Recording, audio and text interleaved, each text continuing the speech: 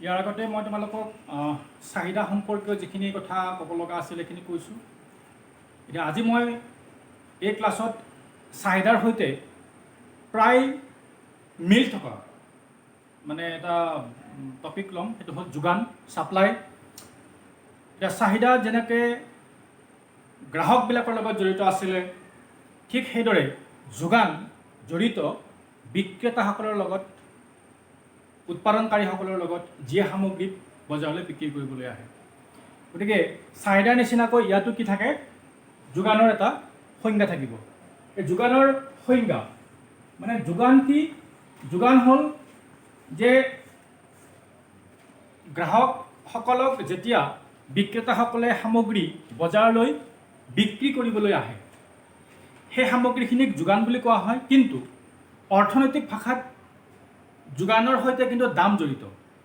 গতিকে যোগান বুলি ক'লে আমি সেইখিনিক বুজি পাম যে কোনো এক নিৰ্দিষ্ট দামত বা এক বিশেষ দামত এক নিৰ্দিষ্ট সময়ত বজাৰলৈ বিক্ৰীৰ বাবে যিখিনি সামগ্ৰী বিক্ৰেতাই উলিয়াই দিয়ে, সেইখিনি সামগ্ৰী কোৱা হয় যোগান। আকৌ কৈছোঁ যে কোনো এক নিৰ্দিষ্ট দামত বজাৰলৈ বিক্ৰীৰ বাবে যোগানকাৰীসকলে যিখিনি সামগ্ৰী বজাৰলৈ উলিয়াই দিয়ে, সেইখিনি সামগ্ৰীক যোগান বুলি কোৱা হয়। গতিকে যোগান জড়িত দামৰ লগত, ঠিক সেইদৰে চাহিদাও জড়িত আছিল দামৰ লগত। গতিকে চাহিদাৰ যেনেকৈ বিধি এটা পাইছিলোঁ, যে সেইটো বিধি কি আছিলে, যে অন্যান্য অৱস্থা যদি ঠিকে থাকে তেতিয়া কোনো এটা সামগ্ৰীৰ দাম যদি বাঢ়ে তেতিয়াহ'লে চাহিদা কমি যায়, আকৌ দাম যদি কমে তেতিয়াহ'লে চাহিদা কি হৈ যায়, বাঢ়ি যায়। এইটো আছিলে চাহিদা বিধি। ঠিক সেইদৰে যোগানৰো এটা বিধি আছে। সেই বিধিটো হ'ল যে যদি এইটো হ'ল যোগান বিধি। এইটো কি, যে যদি আন অৱস্থা ঠিকে থাকে, অন্যান্য উপকৰণবিলাক যদি ঠিকে থাকে, তেতিয়াহ'লে কোনো এটা সামগ্ৰীৰ যদি দাম বাঢ়ে তেতিয়াহ'লে কি হ'ব, যোগানো বাঢ়িব। মানে আন অৱস্থা যদি অপৰিৱৰ্তিত থাকে তেনে সময়ত সামগ্ৰীটোৰ দাম বাঢ়িলে যোগানো বাঢ়ে, আকৌ দাম কমিলে যোগানো কমে। মানে দাম আৰু যোগানৰ সম্পৰ্কটো হ'ল ইয়াত একমুখী, বিপৰীতমুখী নহয়। বিপৰীতমুখী ক'ত আছিলে, চাহিদাৰ ক্ষেত্ৰত। গতিকে যোগান হ'ল সম্পূৰ্ণ বিপৰীত, যে যোগানৰ লগত দাম জড়িত হয়, কিন্তু ইয়াত কি হ'ব, যে দাম বাঢ়িলে যোগানো বাঢ়িব, একমুখী, আৰু দাম কমিলে যোগানো কমিব। গতিকে এইটো হ'ল দ্য ল অফ ছাপ্লাই, যোগান বিধি। আমি ইয়াক এনেকৈ লিখিব পাৰোঁ যে supply of x is equal to function of price of x. আমি এনেকৈ লিখিব পাৰোঁ। ইয়াতে চাহিদাৰ নিচিনাকৈ ইয়াত যোগান বিধিত দামটো হ'ল তোমাৰ ইণ্ডিপেণ্ডেণ্ট ভেৰিয়েবল, মানে স্বতন্ত্ৰ চলক।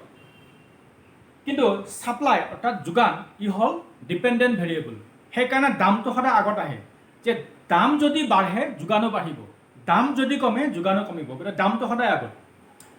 এতিয়া চাহিদাৰ নিচিনাকৈ আমি যোগান বিধি পালোঁ। এইবাৰ আমি যোগান অনুসূচীবিলাক চাম। যোগান অনুসূচী মানে ছাপ্লাই চিডুল। যেনেকৈ যোগান অনুসূচীৰ ছাপ্লাই চিডুল দুই ধৰণে পাইছিলোঁ। যে নম্বৰ 1 ব্যক্তিগত যোগান অনুসূচী। ব্যক্তিগত যোগান অনুসূচী মানে যিহেতু দামৰ সৈতে যোগান জড়িত, গতিকে ইয়াত কি হয়, যে কোনো এজন গ্ৰাহকে কি কৰিব, যে ভিন ভিন দামত ভিন ভিন সামগ্ৰী তেওঁ ক্ৰয় কৰিবলৈ বিচাৰিব। কিন্তু যিয়ে সামগ্ৰী বিক্ৰী কৰিবলৈ আহিব, সেই বিক্ৰী কৰিবলৈ অহা যিজন বিক্ৰেতা বা উৎপাদনকাৰী, তেওঁ কিমান দামত বা কি দামত, কি পৰিমাণৰ দামত সামগ্ৰী কিমান পৰিমাণৰ বজাৰলৈ বিক্ৰীৰ বাবে উলিয়াই দিব, সেইটো যদি আমি এখন তালিকা যুগুতাই দিওঁ, সেইখন তালিকাক কোৱা হ'ব ব্যক্তিগত যোগান অনুসূচী, মানে ইণ্ডিভিজুৱেল ছাপ্লাই চিডুল। কি, যে ইয়াত মানে সামগ্ৰীবিলাকৰ দাম চোৱা হ'ব। সামগ্ৰীবিলাকৰ দামটো মই ইয়াত টকাত ধৰিছোঁ, দাম যিকোনো সামগ্ৰী হ'ব পাৰে। আৰু এইফালে হ'ল সামগ্ৰীৰ যোগান বা পৰিমাণটো যেনিবা মই ইয়াত কেজিত ধৰিছোঁ। ঠিক আছে এজন ব্যক্তিয়ে যদি ধৰা হ'ল 20 টকা দামত যিকোনো এটা সামগ্ৰী বজাৰলৈ বিক্ৰী কৰে 10 কেজি মানে 20 টকা দামত তেওঁ বজাৰত মানে 10 কেজি সামগ্ৰী মানে বিক্ৰী কৰিবলৈ বিচাৰিছে এইটো হ'ল তেওঁৰ নিজস্ব কথা এজন মানে বিক্ৰেতাৰ যদি এই সামগ্ৰীটোৰ দাম যদি বাঢ়ি যায় 30 টকালৈ তেতিয়াহ'লে তেওঁ 20 কেজি সামগ্ৰী বজাৰলৈ বিক্ৰী কৰিব আকৌ যদি সামগ্ৰীৰ দাম 50 টকালৈ বাঢ়ি যায় তেওঁ হয়তো 60 কেজি সামগ্ৰী বজাৰত বিক্ৰী কৰিব ইয়াত দেখা গৈছে যে দামটো এনেকৈ ক্ৰমান্বয়ে বাঢ়ি গৈছে মানে 20 30 50 এনেকৈ দাম বাঢ়ি গৈছে আৰু যোগানো কি হৈ গৈছে এনেকৈ ক্ৰমান্বয়ে বাঢ়ি গৈছে গতিকে এইখন হ'ল এখন তালিকা এখন হ'ল আনুমানিক গতিকে এইখন তালিকা কোৱা হৈছে যিহেতু ই এজন ব্যক্তিৰ সৈতে জড়িত সেইকাৰণে ইয়াৰ নাম হ'ল ইণ্ডিভিজুৱেল ছাপ্লাই চিডুল মানে ব্যক্তিগত যোগান অনুসূচী ইয়াত আকৌ বজাৰ যোগান অনুসূচীও আছে মানে 1 নম্বৰ হ'ল ব্যক্তিগত 2 নম্বৰ হ'ল বজাৰ যোগান অনুসূচী চাহিদাৰ নিচিনা একেই কি যে বিভিন্নজন ব্যক্তিৰ ব্যক্তিগত যোগান অনুসূচী যেতিয়া আমি সংযুক্ত কৰোঁ লগ কৰি দিওঁ যোগ কৰোঁ তেতিয়াহ'লে আমি বজাৰ যোগান অনুসূচী পাওঁ গতিকে বজাৰ যোগান অনুসূচীত মানে বিভিন্ন ব্যক্তিৰ যোগান অনুসূচী কি কৰা হয় তাত সংযুক্ত কৰা হয় গতিকে তালিকাখনো সেই একে হ'ব আমি যদি এই একে দামতে আমি যদি বিভিন্নজন ব্যক্তিৰ যদি কিমান দামত কিমান পৰিমাণৰ সামগ্ৰী বিক্ৰী কৰিবলৈ উলিয়াই দিব সেইখিনি আমি ইয়াতে এমাউণ্টবিলাক বঢ়াই দিলেই কি হ'ব ই ব্যক্তিগত যোগান অনুসূচীৰ পৰা বজাৰ যোগান অনুসূচীলৈ কনভাৰ্ট হ'ব গতিকে আমি ফিগাৰখিনি বেছি কৰি দিলোঁ দাম একেই আছে গতিকে 20 টকা দামত ইয়াত বিভিন্নজন ব্যক্তিয়ে সামগ্ৰী 100 কেজি বজাৰলৈ বিক্ৰী কৰিব 30 টকা যদি দাম বাঢ়ি যায় তেতিয়াহ'লে 200 কেজি সামগ্ৰী গোটেই বজাৰত বিক্ৰী হ'ব গতিকে এনেকৈ ফিগাৰবিলাক বঢ়াই দিলে সেইখন আমি পাম কি বজাৰ যোগান অনুসূচী গতিকে ইয়াতে এনেকৈ আমি অনুমান কৰি পেলাই অনুসূচীবিলাক বনাব পাৰোঁ এতিয়া ইয়াৰ পিছত আহিব যোগান ৰেখা যেনেকৈ চাহিদা ৰেখা আমি অংকন কৰিছিলোঁ ঠিক সেইদৰে আমি ইয়াত যোগান ৰেখা অংকন কৰিম একেবাৰে সহজ মানে চাহিদা ৰেখাত কি আছিলে কিন্তু মই মচি দিওঁ মানে চাহিদা ৰেখা কেনেকুৱা আছিলে যে এইডাল আছিলে চাহিদা ৰেখা ইয়াৰ নাম আছিলে ডি ডেছ এইফালে আছিলে সামগ্ৰীৰ দাম আৰু এইফালে আছিলে সামগ্ৰীৰ চাহিদা এতিয়া দাম যদি বাঢ়ে চাহিদা কমে দাম কমিলে চাহিদা কি হৈ যাব বাঢ়ি যাব গতিকে দাম আৰু চাহিদাৰ সম্পৰ্কটো আছিল তাত বিপৰীতমুখী সেইকাৰণে এই ৰেখাডাল আছিলে মানে বাহঁতৰ পৰা হোৱাতে এনেকৈ নিম্নগামী কিন্তু যোগান ৰেখা সেনেকুৱা নহয় যোগান ৰেখা কি হ'ব যে দাম যদি বাঢ়ে যিহেতু যোগানো বাঢ়িব আৰু দাম যদি কমে যোগানো কমিব গতিকে যোগান ৰেখা সদায় কি হ'ব বাওঁ হাতৰ পৰা সোঁ হাতে ঊৰ্ধ্বগামী মানে চাহিদা ৰেখাৰ সম্পূৰ্ণ বিপৰীত দাম যদি বাঢ়ি যায় যোগানো বাঢ়িব দাম যদি কমি যায় যোগানো কমিব সেইকাৰণে ইয়াত এই ৰেখাডালৰ আকৃতি এনেকুৱা হৈছে আমি যদি চাওঁ ইয়াতে এইটো হ'ল UP দামত যোগান হ'ল এজ ফৰ এক্সাম্পল OA সমান দাম যদি UP1লৈ বাঢ়ি যায় দাম বাঢ়ি গ'লে যোগানো সে AB লৈ বাঢ়ি গ'ল দাম যদি আৰু বাঢ়ি যায় UP2লৈ যোগান আৰু বাঢ়ি যাব OC লৈ আকৌ দাম যদি কমি যায় ধৰা হ'ল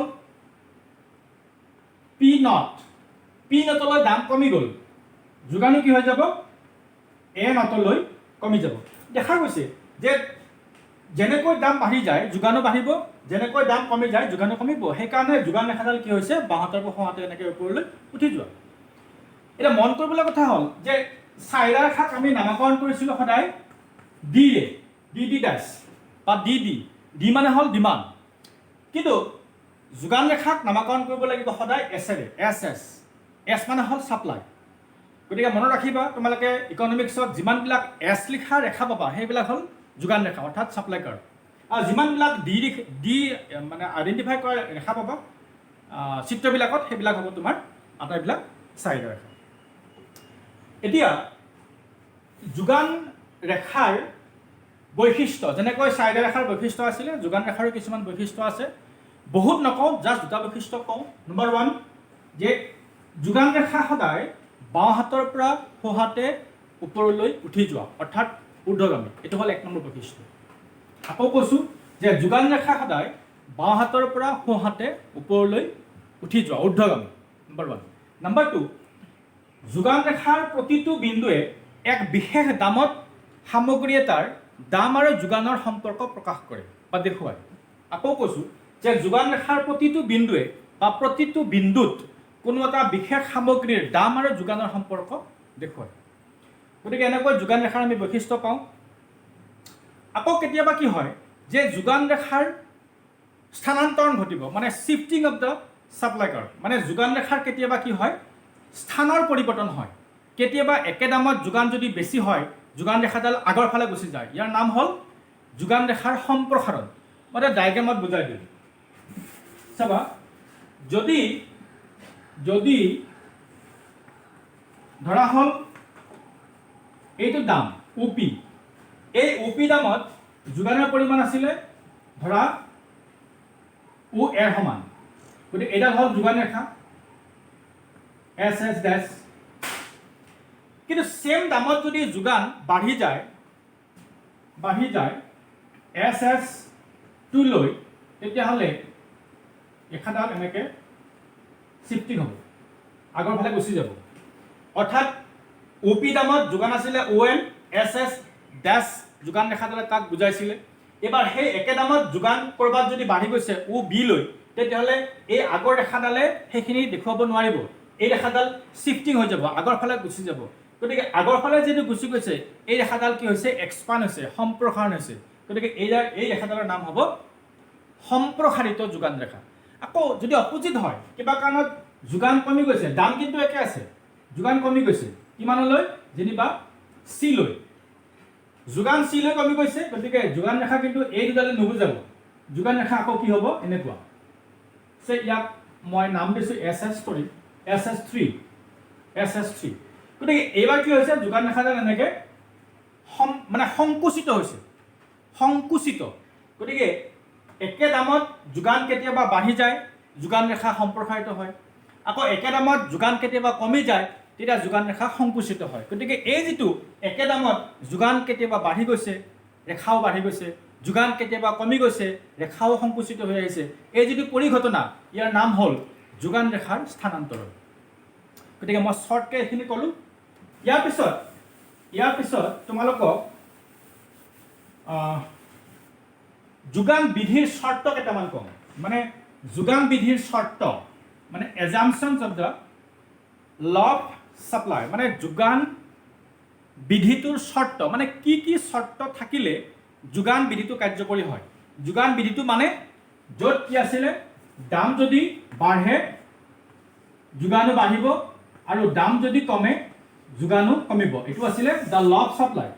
এই ঘটনাটো কাৰ্যকৰী হ'বলৈ হ'লে কিছুমান বেকগ্ৰাউণ্ডত কিছুমান কি লাগিব, এজাম্পশ্যনছ লাগিব, স্বীকাৰ্য চৰ্ত লাগিব। সেই চৰ্তকেইটা হ'ল নম্বৰ 1, চৰ্ত হ'ল নম্বৰ 1 যে গ্ৰাহকৰ ৰুচি অভ্যাস এইবিলাকৰ কোনো পৰিৱৰ্তন হ'ব নালাগিব।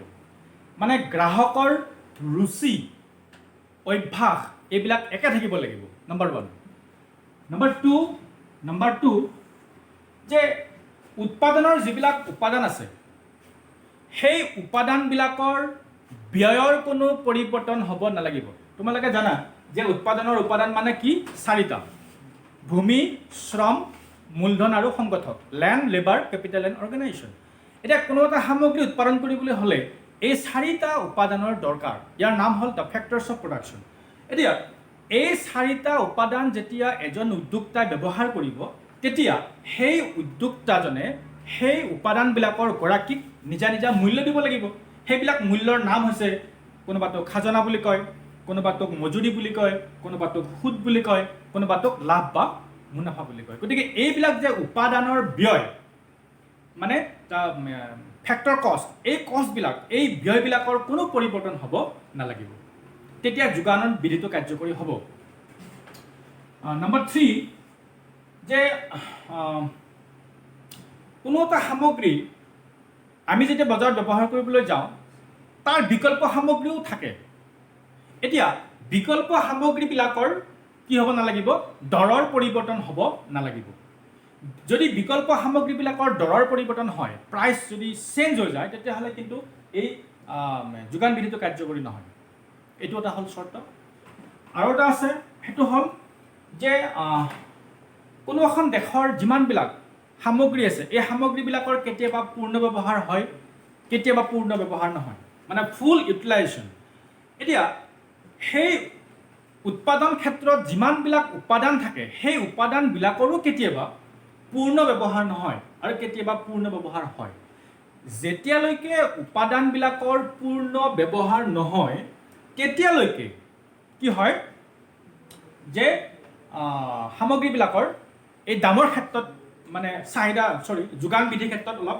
কি হ'ব খেলিমেলি হ'ব গতিকে ধৰি লোৱা হৈছে ইয়াত মানে উপাদানবিলাকৰ পূৰ্ণ ব্যৱহাৰ নহয় তেতিয়া চাহিদা বিধি কাৰ্যকৰী হ'ব পূৰ্ণ ব্যৱহাৰ যদি হৈ যায় তেতিয়াহ'লে কি হ'ব চাহিদা বিধিটো কাৰ্যকৰী নহ'ব তাৰপিছত আৰু এটা আছে সেইটো হ'ল যে উপাদান যিটো সামগ্ৰী উৎপাদন কৰা হ'ব সেই সামগ্ৰীটো যিহেতু এক বিশেষ দামত বজাৰত বিক্ৰী কৰিবলৈ লৈ যোৱা হ'ব কিন্তু সেই সামগ্ৰীটোৰ দাম যাতে ভৱিষ্যতে কম বেছি হোৱাৰ কোনো আশা নাথাকে এনেকুৱা হ'ব পাৰে যদি সামগ্ৰীটোৰ দাম ভৱিষ্যতে আৰু বেছি বাঢ়িব তেতিয়াহ'লে বৰ্তমান এই বৰ্ধিত দামতেই সেই বিক্ৰেতাজনে সামগ্ৰী বজাৰলৈ কমকৈ উলিয়াই দিব কিয় তেওঁ আশা কৰিব যে আৰু অলপ দাম বাঢ়ক কিয় তেওঁ গম পাইছে যে সামগ্ৰীৰ দাম আৰু বাঢ়িব গতিকে তেওঁ বৰ্তমান তুমি বেছি দাম দিলেও সামগ্ৰীটো বজাৰলৈ তেওঁ কমকৈ উলিয়াই দিব বা এনেকুৱা হ'ব পাৰে অপজিট যে ভৱিষ্যতে সামগ্ৰীৰ দাম আৰু বেছি কমিব গতিকে আৰু বেছি যদি কমি যায় আজি এই কমি থকা দামটোতে বজাৰত সামগ্ৰী বহুত বেছি বিক্ৰী কৰিবলৈ উলিয়াই দিব কিয় ভৱিষ্যতে দামটো কমি আহিব গতিকে আজি কমা দামটোতেই তেওঁ সামগ্ৰী গোটেইখিনি পাৰিলে বিক্ৰী কৰি দিব কিয় অহাকালি আৰু বেছি কম হ'ব গতিকে এনেকুৱা হ'ব নালাগিব গতিকে এইখিনি হ'ল তোমাৰ মোটামুটি যোগান বিধিৰ চৰ্ত এতিয়া কথা হ'ল যোগান ৰেখাডাল কিয় এনেকৈ বাওঁ হাতৰ পৰা সোঁ হাতৰ ওপৰলৈ উঠি যায় মানে কাৰণ যোগান ৰেখা কিয় ঊৰ্ধ্বগামী হয় বাওঁ হাতৰ পৰা সোঁ হাতে কিয় উঠি যায় তাৰ কাৰণ বহুত আছে যোগান ৰেখা কিয় এনেকৈ ঊৰ্ধ্বগামী হয় তাৰ কাৰণ বহুত আছে তাৰে মই দুটা কাৰণ তোমালোকক কওঁ নম্বৰ 1 যে সামগ্ৰীবিলাকৰ দাম যেতিয়া বাঢ়ি যায় তেতিয়া উদ্যোক্তাসকলৰ কি হয় লাভ হয় বিক্ৰেতাসকলৰ লাভ হয় গতিকে বিক্ৰেতাসকলে দাম বাঢ়ি গ'লে আৰু অধিক লাভৰ আশাত বজাৰলৈ সামগ্ৰী কি কৰিব বেছিকৈ বিক্ৰী কৰিবলৈ আনিব গতিকে ইয়াত কি হয় যে সামগ্ৰীৰ দাম বৃদ্ধি হ'লে কি হয় যে উদ্যোক্তাসকলে অধিক সামগ্ৰী বেছি লাভৰ আশাত বজাৰলৈ উলিয়াই দিয়ে আল্টিমেটলি ইয়াত যোগান বিধি কাৰ্যকৰী হয় যোগান বিধি কাৰ্যকৰী কৰিবৰ কাৰণে এই ৰেখাডাল কি হৈ যায় যে বাঁহাতৰ পৰা হোৱাতে এনেকৈ ওপৰলৈ উঠি যায় আকৌ নম্বৰ 2 কি হয় যে দাম কমিলে যোগান কিয় কমে কিয় যোগান কমাই দিবলৈ তেওঁ বিচাৰে কাৰণ লোকচান গতিকে দাম যদি কমি যায় তেতিয়াহ'লে তেওঁৰ যিটো লোকচান হ'ব গতিকে আৰু বেছি লোকচান মানে নহ'বৰ কাৰণে দাম কমি যেতিয়া যাব তেওঁ সামগ্ৰীৰ যোগানটো লাহেকৈ কি কৰিব কমাই দিব ডেট মিনছ ইয়াতো কি হ'ব যে লোকচানৰ ভয়ত দাম কমি যোৱাৰ লগে লগে যোগানৰ পৰিমাণটো লাহেকৈ কি কমাই দিব ফলত যোগান ৰেখাডালৰ শ্বেপটো এনেকুৱা হ'ব যে বাঁহাতৰ পৰা হোৱাতে এনেকৈ ওপৰলৈ উঠি যাব গতিকে এইকেইটা হ'ল মোটামুটি যোগান ৰেখাৰ স্থানান্তৰণ যোগান ৰেখাৰ বৈশিষ্ট্য যোগান বিধি ক'লোঁ যোগান সংজ্ঞা ক'লোঁ যোগান অনুসূচী ক'লোঁ দুই ধৰণৰ ব্যক্তিগত যোগান অনুসূচী আৰু বজাৰ যোগান অনুসূচী এখন তোমালোকক বজাৰ যোগান অনুসূচী এখন অংকনো কৰি দিলোঁ আৰু ব্যক্তিগত যোগান অনুসূচীৰ পৰা কেনেকৈ মানে ইজি মেথডত কেনেকৈ বজাৰ যোগান অনুসূচী কনভাৰ্ট কৰিব পাৰি সেইটো মই এটা টেকনিক তোমালোকক শিকাই দিলোঁ আৰু যোগান ৰেখা কেনেকৈ অংকন কৰা হয় তাকো মই কৈ দিলোঁ কিন্তু কুৱেশ্যন কেতিয়াবা আহে যে এখন আনুমানিক বজাৰ যোগান অনুসূচী প্ৰস্তুত কৰি যোগান ৰেখাডাল অংকন কৰা তোমালোকে তেতিয়া কি কৰিবা কুৱেশ্যনটো হ'ল এনেকুৱা যে এখন আনুমানিক বজাৰ যোগান অনুসূচী প্ৰস্তুত কৰি যোগান ৰেখাডাল অংকন কৰি দেখুওৱা। তোমালোকে তেতিয়া কি কৰিবা যে এখন তালিকা প্ৰস্তুত কৰিবা আগৰ নিচিনাকৈ, এইফালে দাম লিখিবা ৰুপিছত আৰু এইফালে লিখিবা যোগান, যোগান লিখিবা কেজি। গতিকে আগৰ নিচিনাকৈ তালিকাখন দিলা, ইয়াতে দামবিলাক দিবা, দামবিলাক তুমি কমাই দিলা আৰু যোগানবিলাকো সেইমতে কমি আহিব, বা দামবিলাক তুমি বঢ়াই দিলা সেইমতে যোগানো কি আহিব বাঢ়ি আহিব। আৰু এই যিটো মানে এইখন যি তালিকা, এই তালিকাখন তুমি কি কৰিবা গ্ৰাফত প্ৰকাশ কৰিবা। এইফালে দিবা দাম, এইফালে দিবা দাম প্ৰাইচ, আৰু এইফালে দিবা ছাপ্লাই, এইফালে দিবা ছাপ্লাই। তেতিয়া এই দামবিলাক আৰু সেইমতে ইয়াত যিবিলাক যোগান থাকিব সেই যোগানবিলাকৰ ইয়াতে কিছুমান কি থাকিব বিন্দু থাকিব, কিছুমান বিন্দু পাবা, আৰু সেই বিন্দুবিলাক তুমি এনেকৈ সংযোগ কৰি দিবা। মানে ৰেখাডাল তেতিয়া কি হ'ব, ইয়াৰ আকৃতি হ'ব এনেকুৱা, মানে বাঁহাতৰ পৰা সোঁহাতে ওপৰলৈ উঠি যোৱা। এই ৰেখাডাল ষ্ট্ৰেইট হোৱা নাই, কিয়? হয়তো বিন্দুবিলাক কিবা ইফাল সিফাল হৈছে, সেইকাৰণে ৰেখাডাল ষ্ট্ৰেইট হোৱা নাই। কিন্তু ষ্ট্ৰেইট নহ'লেও যোগান ৰেখাৰ বৈশিষ্ট্য সদায় বাঁহাতৰ পৰা সোঁহাতে ওপৰলৈ এনেকৈ ঊৰ্ধ্বগামী হয়। গতিকে কুৱেশ্যনটোৰ এনচাৰ সেনেকৈ তোমালোকে মানে ঠিক কৰিব লাগিব কি, যে এখন আনুমানিক বজাৰ যোগান অনুসূচী। আনুমানিক বুলি কওঁতে তুমি তাতে আমৰ ধৰিব পাৰা, দাইলৰ ধৰিব পাৰা, পিঁয়াজৰ ধৰিব পাৰা, যিকোনো নাম এটা দিব পাৰা তুমি, ঠিক আছে। গতিকে এনেকৈ তুমি অনুসূচীৰ সহায়ত যোগান ৰেখা অংকন কৰিব পাৰিবা। আকৌ কেতিয়াবা এনেকুৱা হয় যে চাহিদা নিচিনাকৈ যে প্ৰমাণ কৰি দিয়া যে বজাৰ যোগান অনুসূচী হ'ল ব্যক্তিগত যোগান অনুসূচীৰ যোগফল। তেতিয়া তোমালোকক চাহিদাৰ যিখিনি মই ক্লাছ দিছিলোঁ, মানে চাহিদাৰ যিটো হেৰি আছিলে গ্ৰাফ আছিলে ছেম, তাত থাকিব 3জন ব্যক্তিৰ চাহিদা অনুসূচী, ইয়াত থাকিব 3জন ব্যক্তিৰ যোগান অনুসূচী ইণ্ডিভিজুৱেল। আকৌ সেইখিনি প্লাছ কৰিলে বজাৰ পাবা। গতিকে তাতে সৰু সৰু 3ডাল কি থাকিব চাহিদা ৰেখা, ইয়াত থাকিব সৰু সৰু 3ডাল যোগান ৰেখা। জাষ্ট ৰেখাৰ আকৃতি বেলেগ, কিন্তু নিয়মখিনি হয়তো একেই। গতিকে তুমি কি কৰিবা যে ড্ৰ কৰি চাবা, নিজে প্ৰেক্টিকেল কৰি চাবা, আৰু কিবা যদি প্ৰব্লেম হয় তেতিয়াহ'লে মোক তোমালোকে ফোন কৰিবা। ইয়াৰ নেক্সট ক্লাছত মই তোমালোকক যোগানৰ যি স্থিতিস্থাপকতা, যেনেকৈ চাহিদাৰ শিকাইছিলোঁ চাহিদাৰ স্থিতিস্থাপকতা, ইয়াতো যোগানৰ স্থিতিস্থাপকতা শিকাম। এতিয়া যোগানৰ স্থিতিস্থাপকতা চাহিদাৰ নিচিনাকৈয়ে ইয়াত 5 প্ৰকাৰ থাকিব, আৰু সেই 5 প্ৰকাৰৰ যোগান স্থিতিস্থাপকতাৰ বা দৰৰ যোগান স্থিতিস্থাপকতাৰ উইথ মানে ডায়েগ্ৰাম তোমালোকক মই নেক্সট ক্লাছত তোমালোকক দিম। গতিকে তোমালোকে এইখিনি অকণমান কনচেপ্টটো ক্লিয়াৰ কৰক। মই মানে চাহিদাখিনি যিহেতু আগতে পঢ়াইছোঁ তোমালোকক, সেই চাহিদাখিনি পঢ়োৱাৰ বাবে মই যোগানৰ এই কথাখিনি অলপমান ফাষ্ট কৈছোঁ। মানে তোমালোকে এই কথাখিনি বুজি পাবা তেতিয়াহে যেতিয়া তুমি চাহিদাৰ গোটেই কথাখিনি ধৰিব পাৰিবা। গতিকে তুমি এই ভিডিঅ'টো চোৱাৰ আগতে যোগানৰ কথাখিনি চাহিদাৰ কথাখিনি তোমালোকে কিন্তু চাই ল'বা। মানে চাহিদা বিধি, চাহিদা ৰেখা, চাহিদাৰ স্থিতিস্থাপকতা, চাহিদা অনুসূচী, এই ভিডিঅ' ক্লাছত চাই ল'বা। চোৱাৰ পিছত এই ভিডিঅ'টো চাবা, তেতিয়া তোমাৰ বেছি কি হ'ব ডাউটখিনি ক্লিয়াৰ হ'ব। Thank you. নেক্সট তোমালোকে ৱেইট কৰা নেক্সট ভিডিঅ'লৈ। ধন্যবাদ।